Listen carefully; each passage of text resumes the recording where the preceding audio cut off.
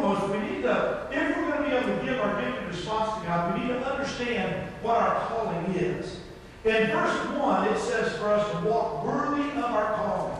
I, therefore, the prisoner of the Lord, entreat you to walk in a manner worthy of the calling with which you have been called. Walk worthy in a manner. Walk worthy of your calling.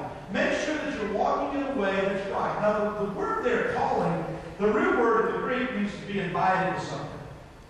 God has invited us to be a part of something. God has invited us to participate in His body. God has provided for us and invited us to be involved in what's going on that He is choosing to invite us to. I got an invitation this morning.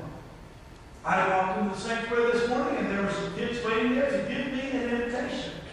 They pulled their invitation out of their bag and they said, "You're invited to a skating party." I can't believe it. I love to go skating. And I was invited. Now, you know, if I had chose something to do on that night, I probably wouldn't choose skating.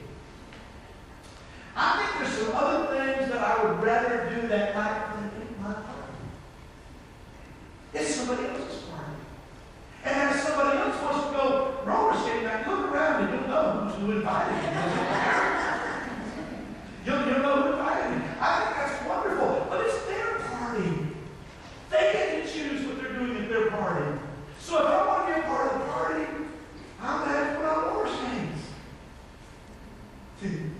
Next week I'm going to be like this. I'm going to come to the party, but it's their party. They invited me to come to their party. You understand that? You don't go to God's party and tell Him what you're going to bring Him. You don't go to God's party and tell Him what you're going to do.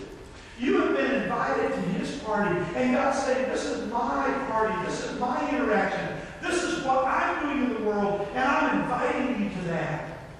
And if you're willing to accept that invitation, you're coming to my neck of the woods. You're coming to my party. You're coming into my realm. You're coming alongside what I'm doing in the world. Too many times we have thought that disciples are born. They're not born. The Scripture says that disciples are made. And they're made when we accept the calling to lay aside everything and to follow Him. Jesus says it very plainly, if you want to accept my invitation, deny everything. Deny yourself, pick up the cross, follow me. You see, I make a choice to accept the invitation, but it doesn't change what I'm being invited to. Too many times in our calling, we want to tell God what we're willing to do, and what our gifts are, and where we're skilled, and where we're comfortable. And you may find out that God's saying to you, "Wait a minute, this is my party. I have gifted you for something completely different than what you think. Lay aside your pride. Lay aside what you're thinking, and come to my party. Come alongside me. Let's do what I'm doing."